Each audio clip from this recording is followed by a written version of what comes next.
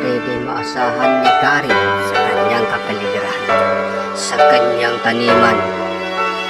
Kanya akalain ay mayroon siyang makitang mahiwagang buko sa ilalim ng lupa at mayroong kahiwagaan ang nangyayari at di niya maasahan kung bakit nangyayari sa kanyang buhay. Kaya ito yung makikita kung bakit nangyayari sa kapaligiran ng kanyang taniman. Ito ang pangyayari na hindi maasahan. Kanyang makita na mayroon isang bagay at kanyang nalulunod hanggang makita niya ang hiwagang na di niya maasahan nakabaon sa lupa. Yan ang abangan ninyo kung ano ang pangyayari, kung ano ang nakita ni Kari-Karis sa ilalim ng lupa. Ayan ang kinakaykay kung ano yan ang kikita na niya. Yan ang mahiwagang green na buko. Ano kaya ang susunod na mangyayari na hindi niya maasahan mula ng hawakan niya mahiwagang buko? Ayan ay kanya nang hawakan. Ano kaya ang susunod na mangyayari?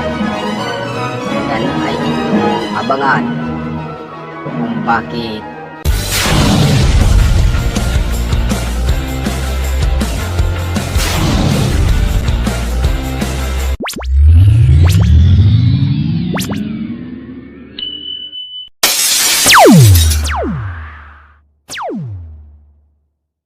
ano ba ang nangyayari? Ano ba ang pagitan ng bugong hilayan? Ano bang hiwaga ang ulat? O ano ba ang mahiwaga? Bakit nangiwi ang mukha ni Kari-Kari?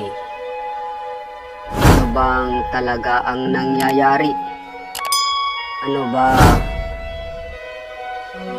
ito ba'y mula nang hawakan niya ang bukong green sa ilalim ng lupa? Ito ba'y epekto ba sa kanyang hinahawakan bakit siya'y nagkaganyan? Ang mahiwaga ng buko ay hindi maasahan kung bakit nangyari sa kanyang katawan. At ngayon, ano na ang susunod na mangyayari sa kanyang katawan? At makikita niyo siya ay nanilipin. Siya ay nagdaing kung ano ang dahilan. Bakit nagigitim ang kanyang mukha at nag-iiba ang kanyang ugali? Ano ba ang nangyayari?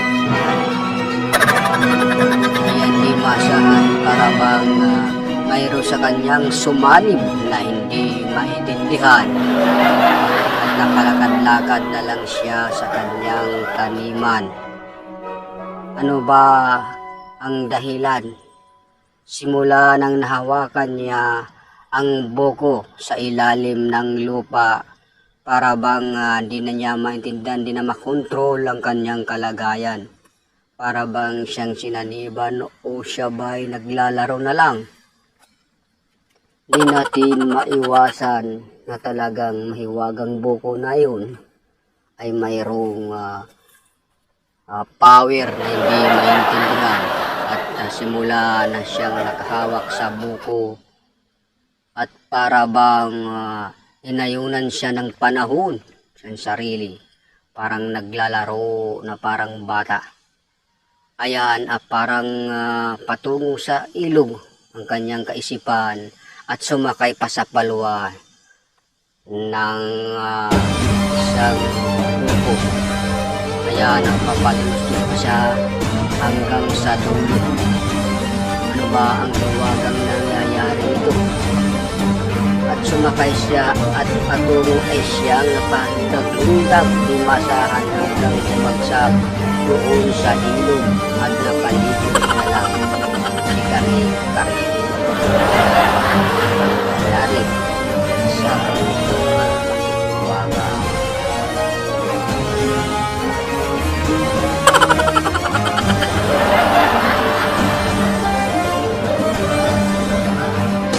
I need somebody who can love me and my word.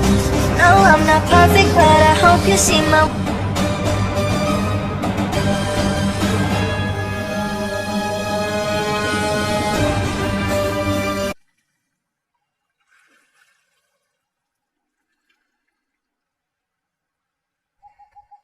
Okay ba guys?